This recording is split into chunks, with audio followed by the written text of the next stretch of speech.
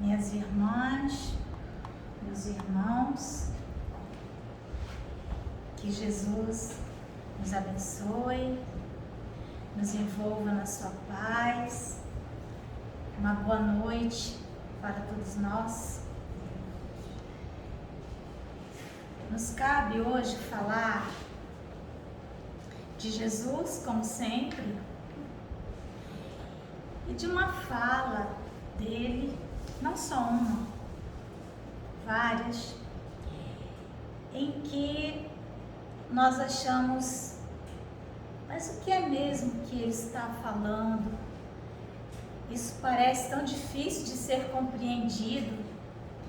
Em o Evangelho segundo o Espiritismo, no capítulo 23, Kardec dá o título de estranha moral. Uma moral estranha. O que é uma coisa estranha? Estranho é algo não conhecido, algo que veio de fora, não é? Algo que nós nos deparamos com ele e nunca vimos aquilo antes. Por isso é estranho. Estranho significa isso. E por que Kardec chama de estranha moral? Porque há um momento que Jesus, procurando o sossego com os seus discípulos, porque Jesus veio para ensinar um grupo de pessoas, para que essas pessoas pudessem reproduzir aquele ensinamento diferente, novo, estranho. Mas, ainda ontem, numa reunião parecida com essa, só que online, eu falava dessa implantação do Evangelho, que Jesus veio implantar o reino de Deus, trazer o Evangelho, trazer a Boa Nova, mas ele precisava de um grupo de colaboradores para que o reino tivesse sido implantado. Assim que ele chegou, porque o combinado era esse. Jesus fez um combinado com um grupo de almas muito inteligentes. Nós vemos isso relatado em A Caminho da Luz. Almas que foram exiladas de um sistema planetário, um sistema de estrelas, talvez mais de uma, mas com planetas. E essas almas de vários locais desse sistema, eles foram exilados daquela região, justamente porque estavam evoluídos intelectualmente, mas moralmente não o suficiente.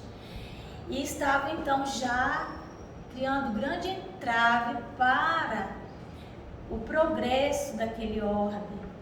Então eles são afastados por um tempo e Jesus coloca o planeta Terra à disposição dessas almas. E eles vêm até as proximidades da Terra, em dimensões mais sutis, já que a dimensão da crosta terrestre era muito diferente do organismo deles. Eles ficam um longo período ali naquela região e eles têm uma conversa com Jesus. E Jesus vê a dor deles, né? Aquela punição, aquela expiação terrível. Em o Evangelho, há o texto que fala da evolução dos mundos.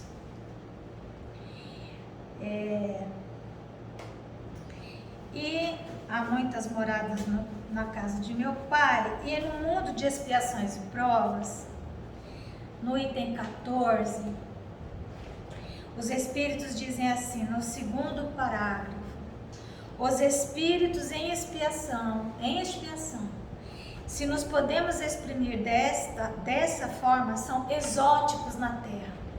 Então vamos prestar atenção, isso é muito profundo. Quando nós falamos em expiação, via de regra, estamos falando de provas. Provas difíceis, que parece que é expiação, mas não são.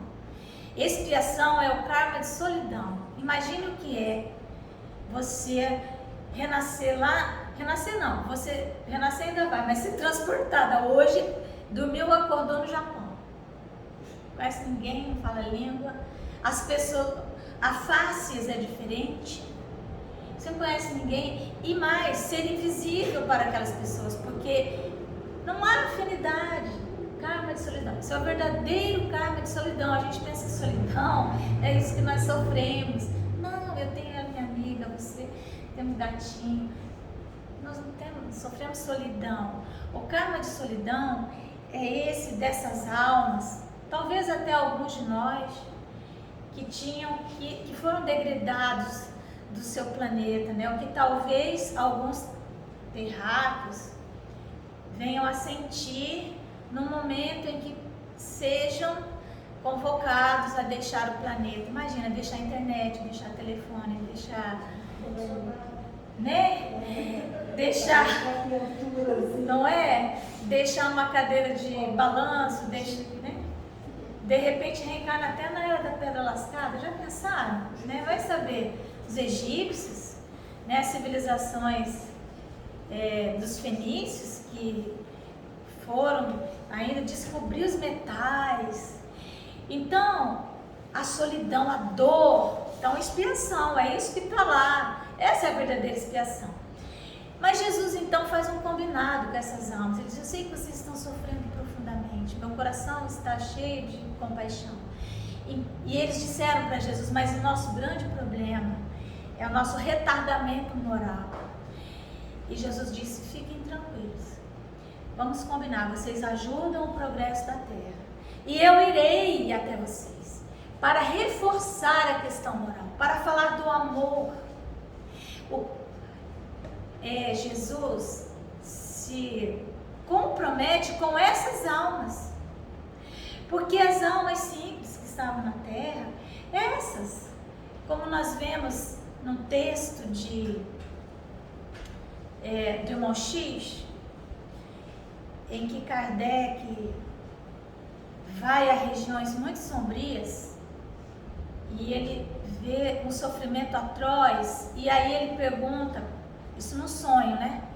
Pergunta quem eram aquelas almas, se eram os bárbaros, se eram aqueles que haviam feito atrocidades em épocas remotas, quem eram aquelas almas? Não era nenhum deles. Essas almas que fizeram essas atrocidades todas, que a história conta, essas almas eram almas primárias. A partir do momento que elas foram educadas, elas se modificaram. Mas quem é que está ali? Ali estão os religiosos, os cientistas, os filósofos, aqueles que tinham conhecimento, principalmente os religiosos, do que precisava ser feito e não fizeram. E além de não terem feito ainda fizeram pior, usaram da sua inteligência para destruir a ideia de Deus. Então, Kardec volta e ele faz o questionamento que está na questão 642 do Livro dos Espíritos.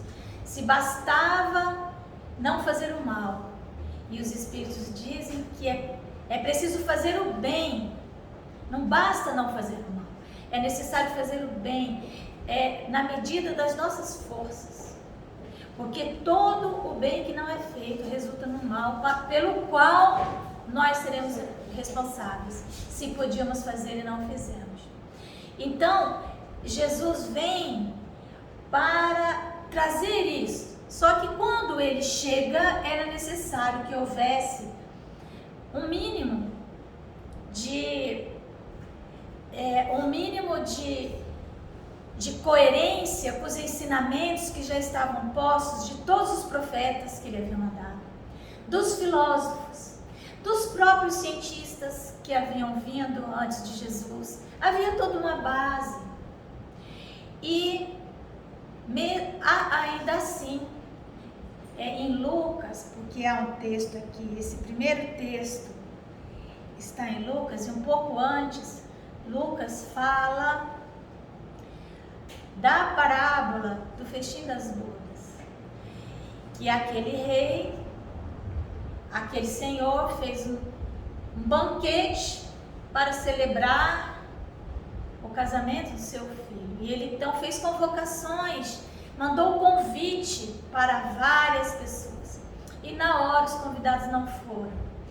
E aquele Senhor manda que os seus servos sigam e busquem os convidados. Chama atenção, escuta, vocês não estão lembrando que hoje que tem um banquete, que nós temos que participar desse banquete. É um banquete participativo. E muitos desses servos foram torturados, foram mortos. E os que melhor fizeram disseram assim, ó, nós não vamos, porque a gente vai para nossa casa de campo, nós temos mais o que fazer, tem dinheiro para ganhar, né? Conforto, não vamos não. Quem eram esses convidados, se não aqueles que haviam se comprometido com Jesus? Nós vemos isso nas explicações que tem a respeito dessa parábola. Então Jesus vem para implantar o reino e não dá. Ele percebe logo de tirada que não seria possível, porque ele teria que contar com quem? Qualquer um. Aquele que estivesse na praça, aquele que estivesse não sei aonde, nem estariam com a veste nupcial, mas é uma veste nupcial básica, sabe? Não é aquela veste que tinha que estar, é um basicão, né? Um hábito. Aí vamos dizer, estamos falando por metáforas, né? Essa é uma parábola que nós temos que estudá-la de forma mais transpessoal, mais profunda, né? Transcendendo a própria letra. Porque ele fala depois, aquele que não tivesse com a veste nupcial não poderia ficar no banquete. Por quê? Porque não estava preparado minimamente. A razão é essa. Mas Jesus então tem que contar com cada um daqueles que estão lá. Mas ele veio para falar a alguns que teriam mais condições de entender. Então, ele escolhe 12 pessoas, 12 apóstolos, e procura passar a eles os ensinamentos. Só que há uma ocorrência. A mãe dele, Maria de Nazaré, pede a ele que transforme água em vinho numa boda. E ele fala mulher, o feminino, né? É sempre o feminino. A Eva, mulher, não chegou a minha hora, eu não posso me revelar. Eu estou mandando, são nossos amigos, sou tua mãe. E Jesus dá uma lição também para nós, né? De obediência. Ele era o Cristo de Deus, ele obedeceu, ele foi lá e transformou a água em vinho. Pronto, a partir daí, ele já saiu dali, já chegou na casa de Pedro, a sogra estava doente, já curou. E a partir de então, Jesus passou a ser, vamos dizer assim, procurado por multidões e multidões que desejavam o quê? A cura do corpo, saciar a fome do corpo. E então, ele está sempre em busca de um local mais tranquilo para conversar com seus discípulos, para explicar em detalhes o que precisava ser feito. E então ele está num desses momentos em que ele tenta encontrar um local, né? Então olha só, como nas suas pegadas caminhasse grande massa de povo, Jesus, voltando-se, disse-lhes, ele virou aquele monte de gente e falou, meu Deus do céu, Senhor, se alguém vem a mim e não odeia a seu pai e a sua mãe, a sua mulher e a seus filhos, a seus irmãos e irmãs, mesmo a sua própria vida, não pode ser meu discípulo. E quem quer que não carregue a sua cruz e me siga, não pode ser meu discípulo. Assim, aquele dentre vós que não renunciar a tudo, o que tem, tudo, não pode ser meu discípulo. Ele virou para a multidão e falou, vocês estão em condições de fazer isso? Vocês podem fazer isso? Porque não pode significa não tem poder para ser discípulo, porque não tem a capacidade instalada, não estava em condições de ser um discípulo do Cristo. Por quê? Porque não poderia odiar a própria mãe, a própria esposa, o esposo, os filhos, para segui-lo. Isso está em Lucas 14, 25. É em Lucas, logo 14, que tem a parábola do festim das bodas. E Mateus, ele diz assim, Mateus 10:37, aquele que ama seu pai ou a sua mãe mais do que a mim, de mim não é digno. Aquele que ama seu filho ou sua filha mais do que a mim, de mim não é digno. Então, isso está narrado por esses dois evangelistas, mostrando que Jesus falou isso várias vezes, de várias maneiras. O que é que Jesus está falando com isso? É claro que a palavra odiar aqui tem outro significado e nós podemos dar essa interpretação mais singela. Mas vamos fazer uma interpretação do que verdadeiramente Jesus estava falando, algo mais transcendente. Jesus estava ali fazendo uma grave reflexão sobre ética e sobre moral, não é? Então, ele estava dizendo que ele estava trazendo uma ética nova, uma ética desconhecida. Porque o que é a ética, né? Ética significa morada humana.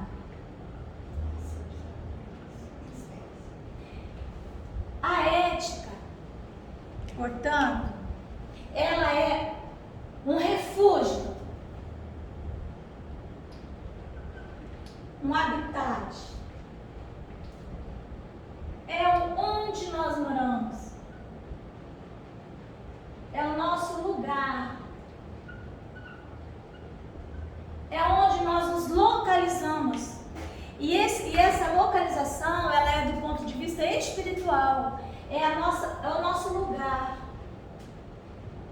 Por isso que Jesus disse quando ele estava retornando, que vou preparar-vos um lugar para aqueles discípulos, porque não havia ainda um lugar para eles, uma ética.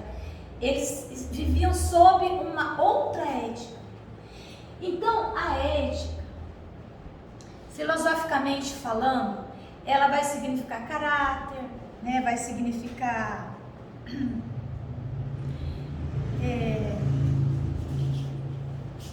significar um modo de ser.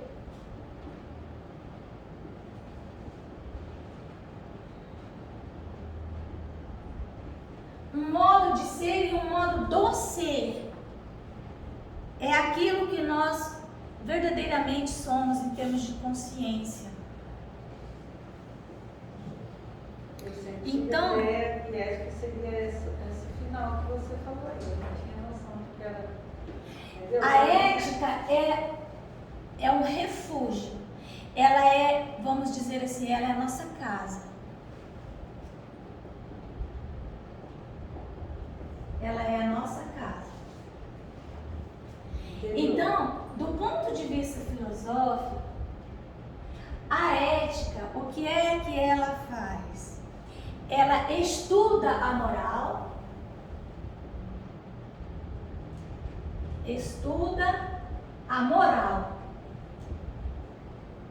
e ela faz reflexões sobre a moral. A ética, esse modo de ser, essa morada, ela permite que o ser consiga refletir sobre a moral.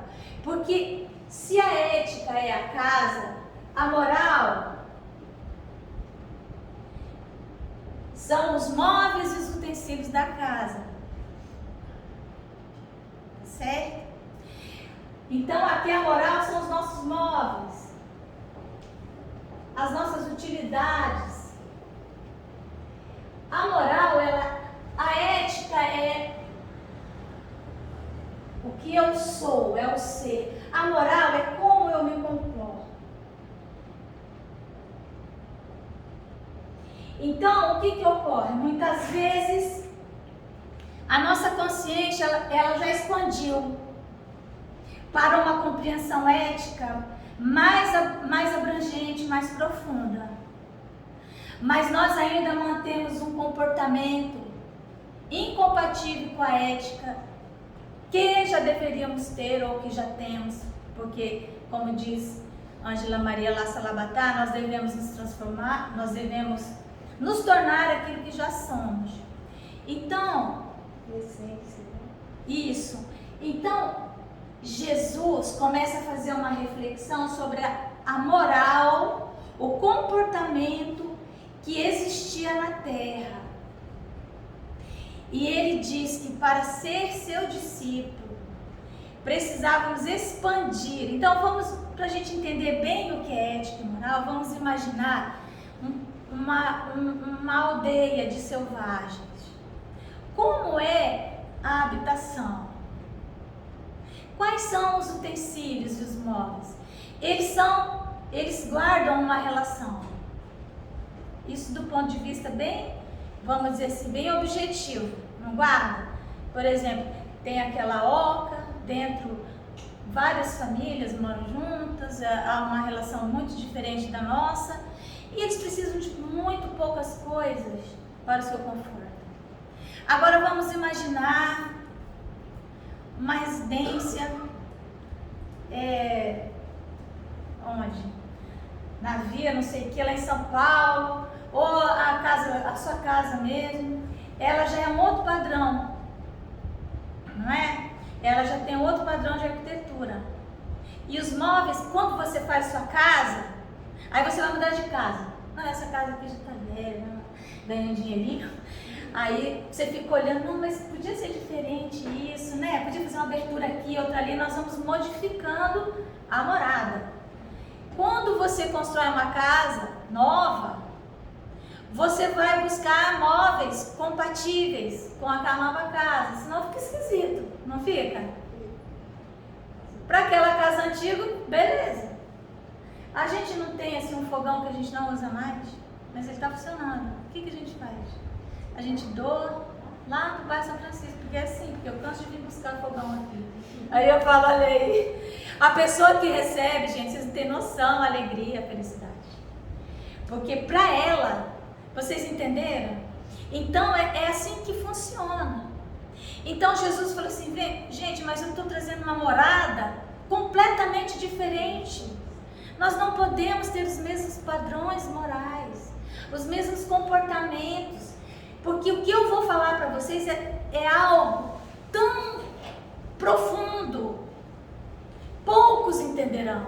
Então essa massa de pessoas que estavam em busca de comida, que estavam em busca de cura para as dores do corpo, essa massa, você resolveu o problema dela sim, mas o que Jesus queria é a construção de um mundo novo, construir o reino de Deus na terra, e para isso era necessário mudar. Ele trazia uma nova ética, e então ele faz reflexões sobre essa nova ética com os seus discípulos.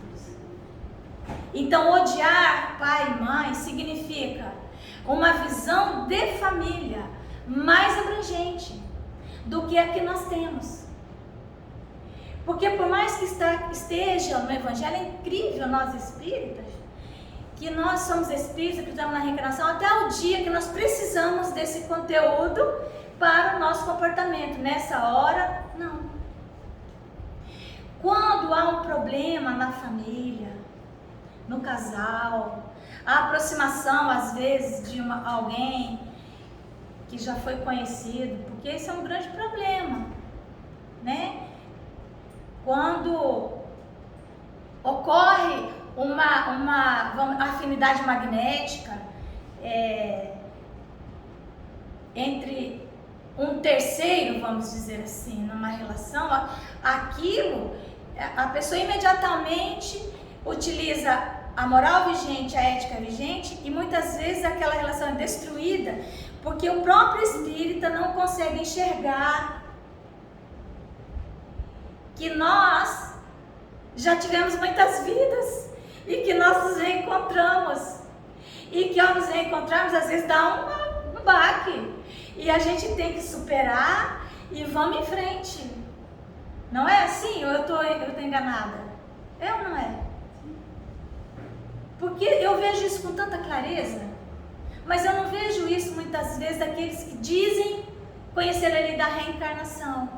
Algo acontece dentro de casa e você não coloca a reencarnação, você não coloca a obsessão, você não coloca a perturbação espiritual, não é? Então, há duas espécies de famílias. As famílias pelos laços corporais, que são frágeis. São extremamente frágeis os laços corporais. Então, se nós não tivermos essa visão, essa ética de Jesus, de conseguir, inclusive, abandonar essa família no sentido correto, de dar às coisas de Deus maior significado, nós não vamos sustentar essa mesma família. Ela não vai se manter muito tempo. Se os seus membros, todos, não tiverem esse entendimento de o que seja o reino de Deus. Então, para ser o discípulo de Jesus, muitas vezes há que fazer valer aquela palavra, né? As duas palavras que fazem parte do mundo de regeneração, que é a abnegação, né? Que o Espírito da Verdade fala, e o devotamento. Ele diz o seguinte, o Espírito da Verdade, no item 8 do capítulo 6, se eu não me engano, o advento do Espírito da Verdade, ele diz assim, que o devotamento e a abnegação são uma prece contínua. Então, a abnegação e o devotamento é negar fora, é fazer um voto fora, na verdade, em palavras mais simples, negar-se a si mesmo. É o extremo da renúncia e o extremo do voto de sacrifício. Então você renuncia e você sacrifica sem se torturar, não é tortura, porque se for tortura não valeu. Então é uma prece contínua. Esse odiar os pais e as mães, essa massa não estava preparada. E Jesus diz, vocês não estão preparados. Vocês não podem ser meus discípulos. Porque vocês não, na hora do testemunho, vocês não conseguirão sair de casa, dizer para o marido, pois é, mas eu preciso ir.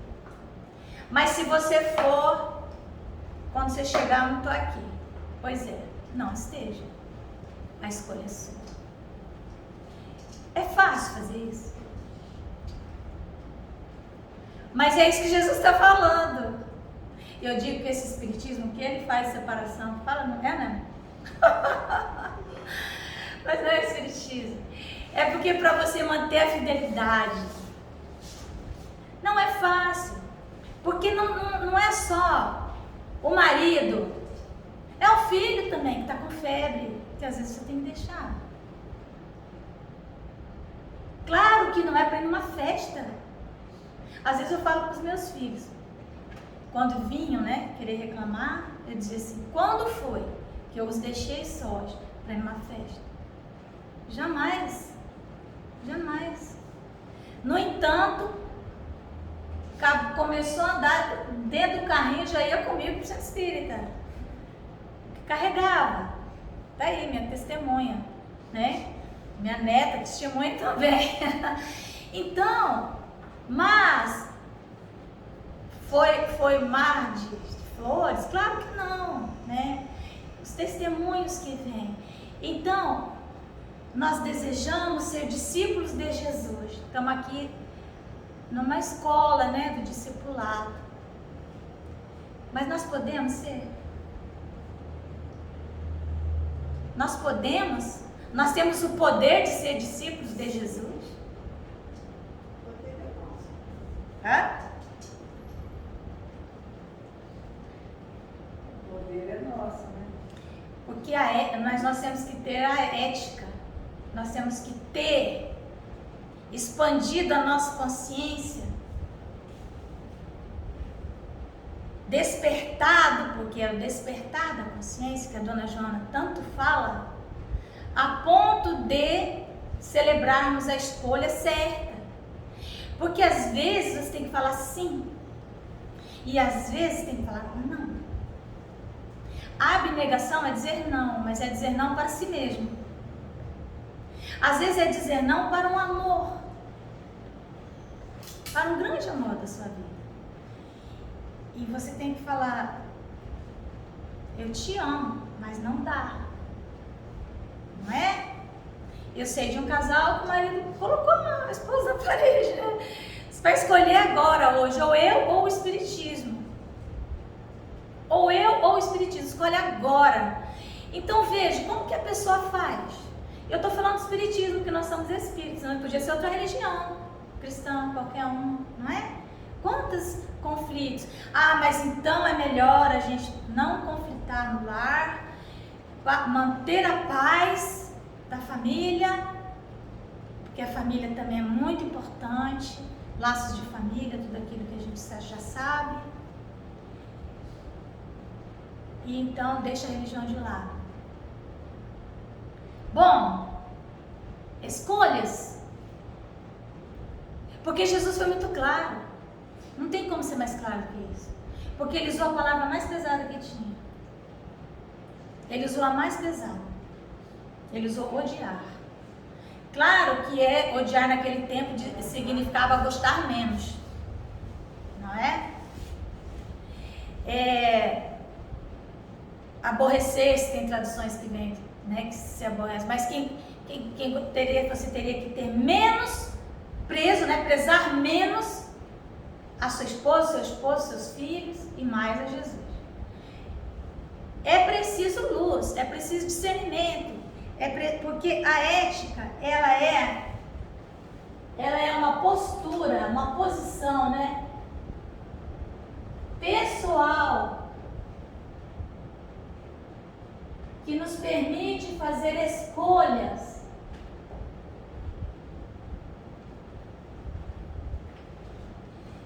Então, e olha, não vamos nos iludir. Os testes com essa ética do Cristo, eles são diuturnos, todos os dias. Você faz uma escolha que foi difícil para você, que você chorou lágrimas de sangue para fazer. Francisco de Assis, ele se encavernou, ele entrou numa caverna no Monte Alverne, ficou lá no frio. Foi lá que ele pegou as marcas do Cristo, porque ele precisava escrever um texto que a igreja pedia, que ele fizesse uma regra, e ele não queria fazer uma regra, que ele dizia que não tinha que escrever, Jesus não escreveu, não precisava escrever regra, ele entrou num conflito imenso. Então, e ele ficou lá, e ele já tinha passado por vários conflitos com o pai, quando ele abriu mão de tudo, ele também teve o limite dele, ele acabou escrevendo a regra, levou para o Papa, e deve ter ficado conflitado o tempo todo depois que escreveu essa regra. Entendam?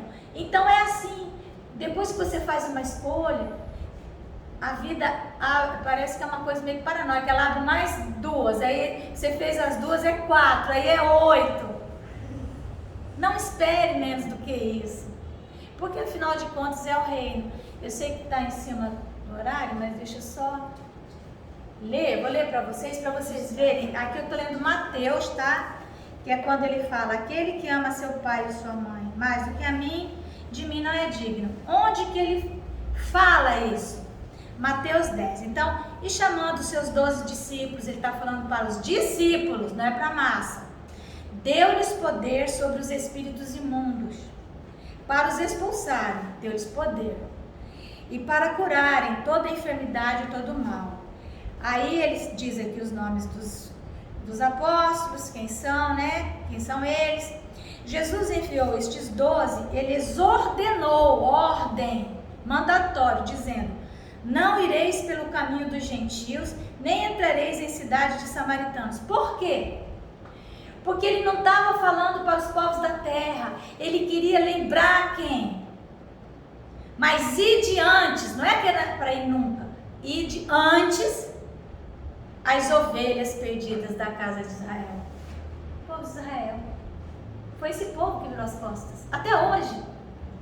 Muitos não aceitam o Messias, não é? Então, tanto que aqui no Advento do Espírito de Verdade, venham como outrora os transviados filhos de Israel. Como outrora. Ele veio aos filhos de Israel. Então ele pede aos discípulos que fossem primeiro aos filhos de Israel. E indo, pregar e dizendo, é chegado o reino dos céus. Gente, é chegado, né? Que vai chegar daqui 2000 anos, não. Chegou. Não implantou por quê? Por causa de quem? Por causa de Jesus? Não. Curai os enfermos, limpar os leprosos, ressuscitar os mortos. Não possuais ouro, nem alforje, nem nada. Em qualquer cidade ou aldeia em que entrardes, procurai saber quem nela seja digno, e hospedai-vos aí, até que vos retireis. E aí ele diz para saudar a casa, se a casa for digna, né? Mas se ninguém vos receber. Eu já estive num lugar e eu não fui recebida, e dói. E eu cheguei como serva do Cristo e eu não fui recebida. E eu fiquei insistindo, eu insisti meses e anos. E eu não fui recebida.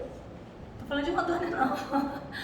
Aqui nosso, aqui é o paraíso, né, para nós. E é muito duro não ser recebido como um servo do Cristo, sabe? É uma dor imensa, né? Aí ele disse, e se ninguém vos receber, nem escutar as vossas palavras, essa é a solidão, gente. É a solidão de você ter dádivas e ninguém quer. Ninguém vê, as costas são viradas para você. Nem escutar as vossas palavras, saindo daquela casa ou cidade, sacudir o pó dos vossos pés. Em verdade vos digo que no dia do juízo haverá menos rigor para o país de Sodoma e Gomorra do que para aquela cidade. E aí vos envio como ovelhas ao meio de lobos. Então não é supor que vai ser fácil. É ovelha no meio de lobo. Sede prudentes como as serpentes, é prudente, não é para morder mesmo. E inofensivos como as pombas. Então vigiai e orai. Enfim, então o que é que ele está fazendo? Ó? E o irmão, então vai chegar um tempo, né?